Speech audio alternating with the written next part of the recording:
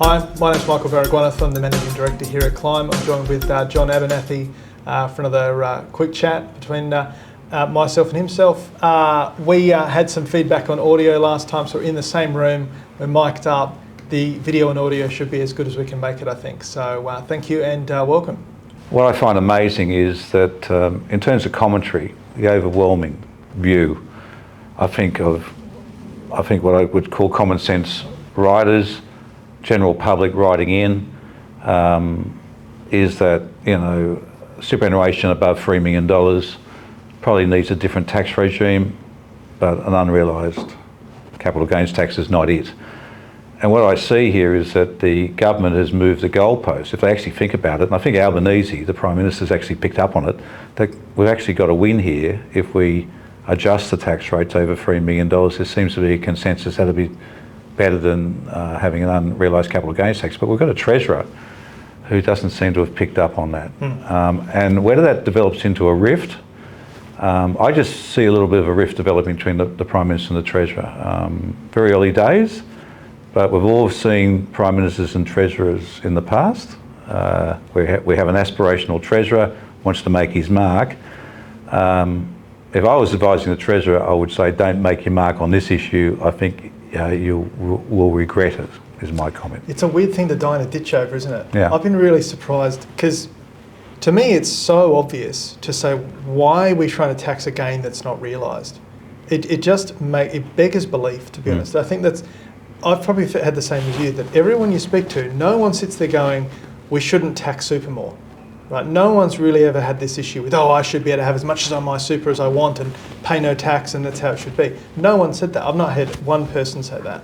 What I do hear is, this is going to stuff venture capital, this is going to stuff farmers, this is going to stop people from wanting to invest in different asset classes in their super funds. This causes confusion. This could be applied to other assets. This could apply to housing and all these other slippery slope arguments that come up. But no one's ever said, we shouldn't tax super more. And the other aspect, as I picked up very early on when this was announced 3 years ago, is Australia has hundreds and hundreds of thousands in defined benefit schemes. And it's quite obvious that extending this type of tax to a defined benefit, which doesn't actually have assets backing it, is pretty well impossible. So you've got to do some financial engineering. And that takes you into a whole world of, is there favourable treatment to defined benefit beneficiaries? And unfortunately in this country, there's 11 or 12 very high profile defined benefit beneficiaries in the Parliament. And I don't see the press really going to these people or to Treasury and saying, well, how's it going to work? And that's, I think in terms of fairness, that's something which I think needs to be addressed. Well, you picked up that early, and I think it's not a comfortable topic either, right? To sort of, because the clear thing is that you'd go, there's a group of people in Australia that under defined benefit scheme are getting exorbitant annual income from these schemes, where you sit there and go, you're in your 70s and you're earning $300,000, $400,000, $500,000 a year of new income. This is clearly just going to go to your kids' inheritance. Yeah. But the idea of changing that or touching that is seen as like a sacred egg. Well, I will check you on that because I think it's a fair comment, but because I've written recently and I've had a lot of commentary from public servants, either have recently retired or are still working. And it's quite apparent that defined benefit schemes have not been fairly put to all workers in public service. I think there's a small cohort who have gamed the system. That needs to be investigated. And I think some, what I would call lower income public servants and, average or above average wages have had to contribute significant more money to get a decent pension. And they feel rightly aggrieved by going, yes, there are certain people who are getting high pensions, but don't put us into that category, and that needs to be investigated. Look, my wife worked for DHS, Department of Human Services, for 10 years, I think, and so we've got lots of our friends that are in public service. Live in South Australia, the biggest employer is the government. Yeah. So, someone knows someone who works in government. Yeah. It's almost like a little mini Canberra. There's absolutely the case that many people have different arrangements in their pension schemes. In the same way when we say taxing people over 3 million, indirectly impacts everyone that has superannuation. So anytime you pull around with the levers here, you're impacting a whole stack of people, which is why it's so unpopular and why I think the government's just gone, well, let's just go to the mega millionaires because no one cares if we tax them more. Yeah. But when you change the way you're taxing people, I think that's when everyone goes up in arms. And it's got to be consistently applied across the society. And, you know, it shows you that, you know, one of my bents is I think superannuation policy, retirement policy has not been well defined and well administered, and as well, you know, in terms of taxation treatment. So it's supposedly to have enough money in retirement for a dignified retirement, to have enough money in your personal superannuation account which maintains for you a dignified retirement. Now, that should not be a very difficult debate to work out what a dignified retirement is. And remember, not only the sums in the pension fund should work to that, and then anything outside the pension fund can give you a better than dignified retirement. So let's be clear here. And I think the whole basis of an account-based superannuation system, it's no doubt a lot of other countries have come to Australia. Whilst they marvel at the $4 trillion, they probably don't marvel at the poor distribution of that $4 trillion or the account-based system and not having a national pension scheme. You know, if you can come up with $4 trillion in the superannuation scheme, you probably should have been able to come up with a national pension scheme where everyone's in the scheme. It's not means tested. We don't have public servants running all over it, the tax office running all over it, and you would have a very basic scheme which everyone put into as they earn and pay tax. And possibly you might get some allowance if you've worked for 50 years and you contributed more, you might get some benefit above the normal.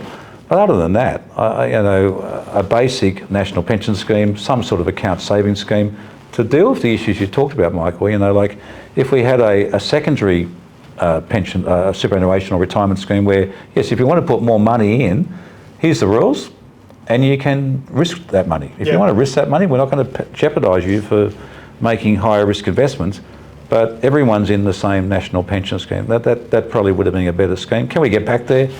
God, we're so far down the track at $4 trillion. Yeah.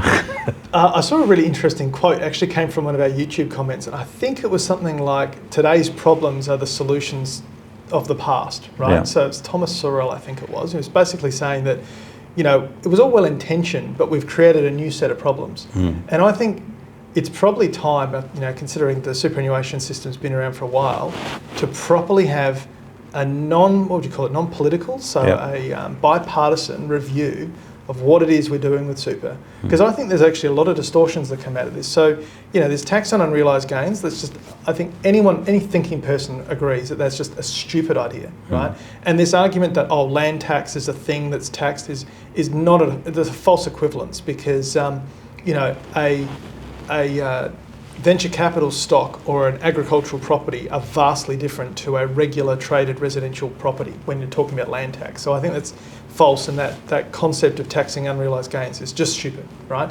But I think what's been brought up is that it is time for a general review into what we're doing with this retirement system, because I can think of three issues. The first one is that young people have a portion of their wages tied up in a way they can't spend it.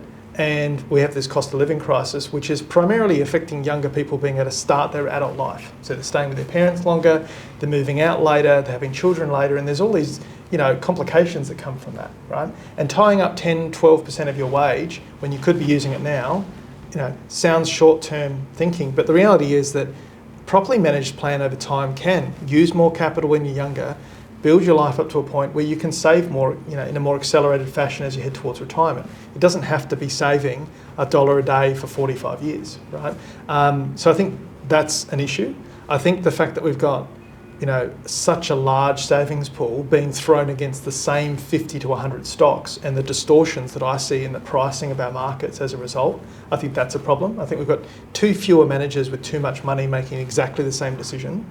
And then we have this issue where you have very large superannuation balances paying very little tax, and, you know, the unfairness that people perceive from that.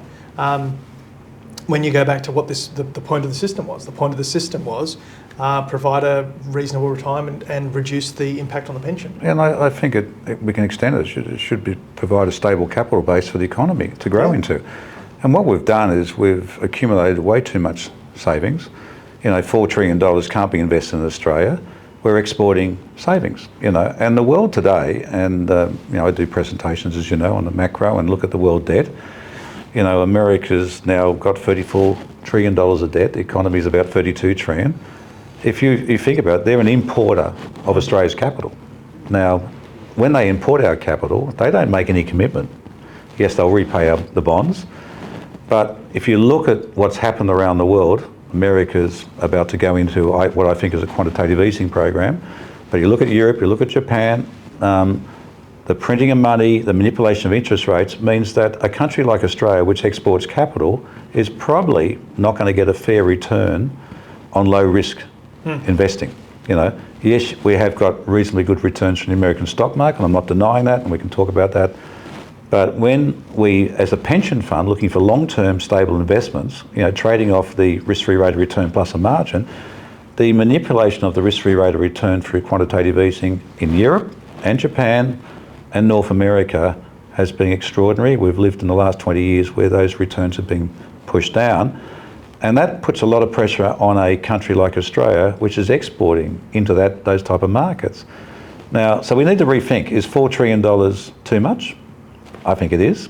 Is it well distributed? No, it's not. So you've got some very basic, can we slow down? Yes, we should. You've made the point that younger people coming into the workforce, why do they have to put 12% of their earnings into it?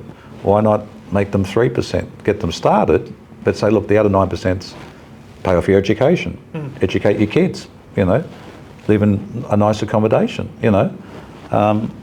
I think we need to rethink it, and I don't see anything in Parliament. Your point about an independent body recommending that the party is absolutely right.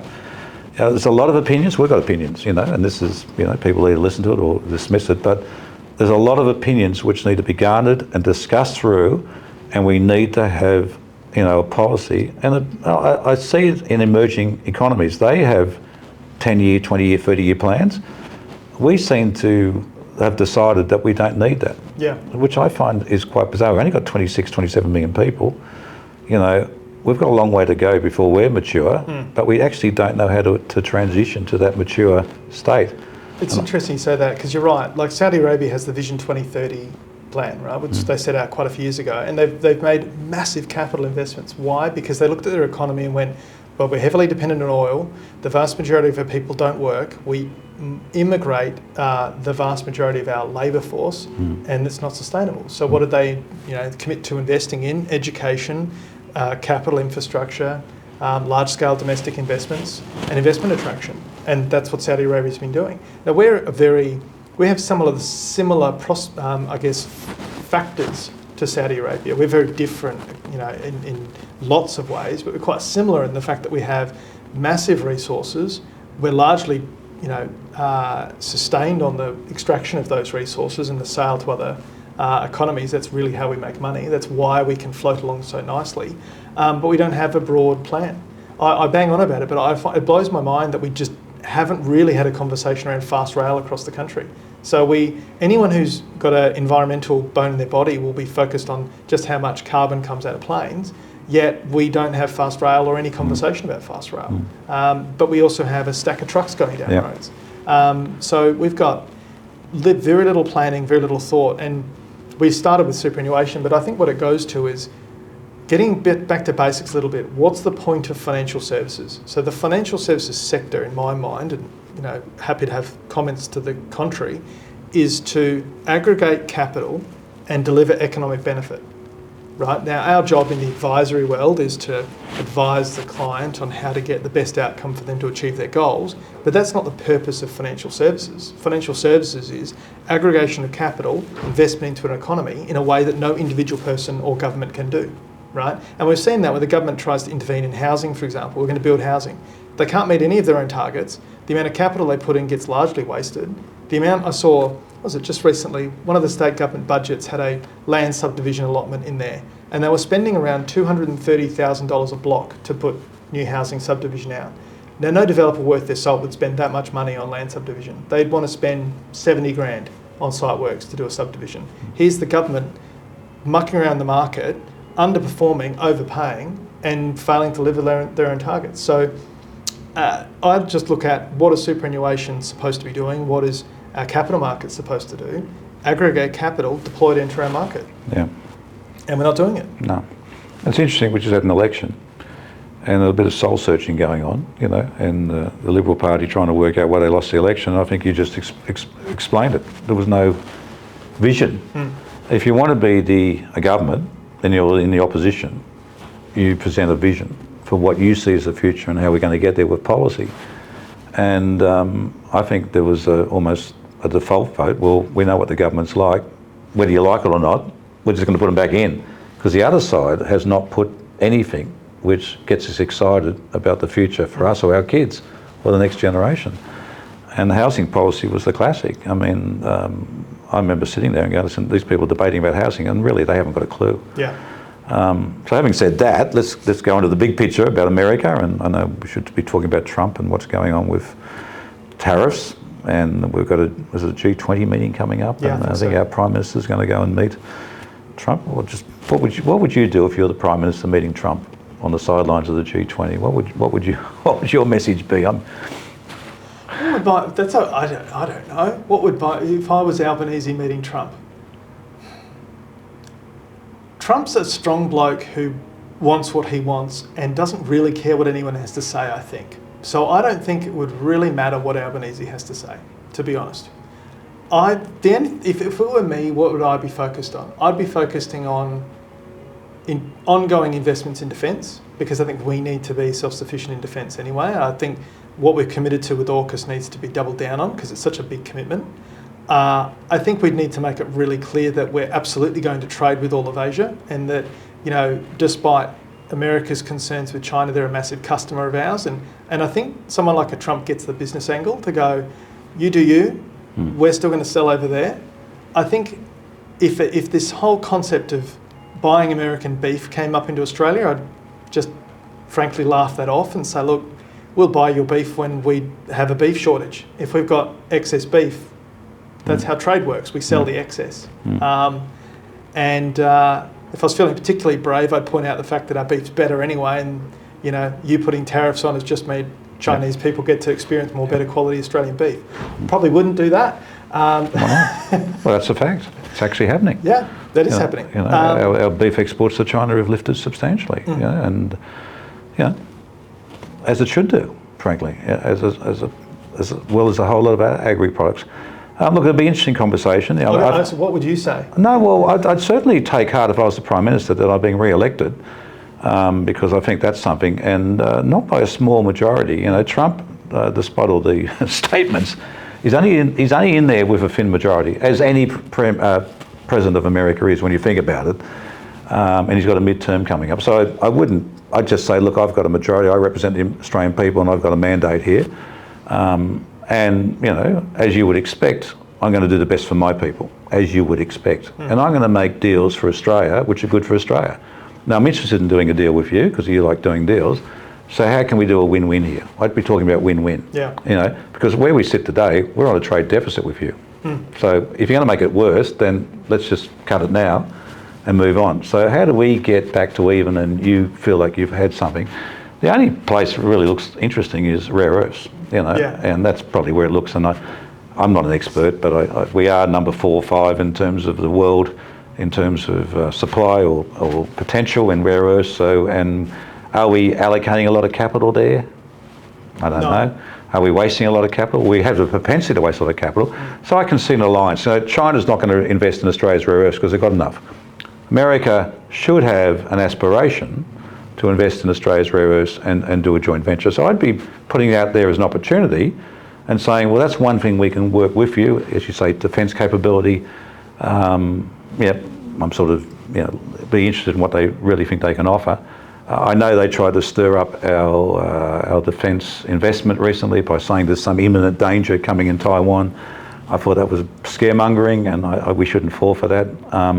But certainly, Australia should have alliances for the continued freedom of Australia. That's fair enough. So I'm happy with that. But I really think he's got to stand up. I listened to the Canadian Prime Minister, and he was well coached. You certainly don't bend over for Donald Trump, pardon the pun. You just don't do that. I think you stand up to him. acknowledge, yes, he is a $32 trillion economy and we're at $2.5 trillion, so let's get real. Or in US dollars we're 2, so we're about a 15th the size. But with the greatest respect, we probably have a 15th of their problems, you know. We're in a far better position, no doubt, culturally, economically, every measure. I always think that the hard thing for Australia is threading the needle between our Asia connection, our Asia home, and our cultural partners. I think that's always the challenge for any Australian politician of any measure, is that, you know, America definitely feels like a cultural home in the same way England feels like a cultural home, but we absolutely live in Asia. And I've done a lot of work in mainland China and in Hong Kong, and there's just such a deep and amazing culture in that country that I find it interesting when people trying to say that China's a customer but America's a friend.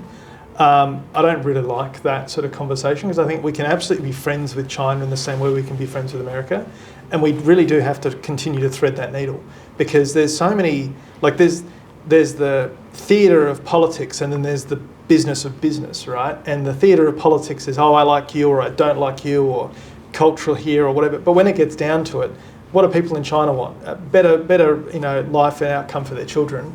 And what do they want is safe investments. And what do American investors want? The same thing. So I just think there's more similarities and differences. I think there are clear cultural differences, but I do think that we're so well positioned to be the friend of both. And I don't, you know, people like to push back a little bit on that, go, you can't, you have to choose.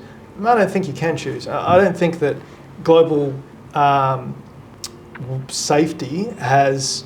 well, I don't think we've been as safe as we are now. Like, if you look back through history, there's always been all these different wars, and it always comes down to a lack of connectivity between those different countries. So I think the best thing we can do is continue to be the friend to everyone while looking after our own interests. And the best friend is being trading.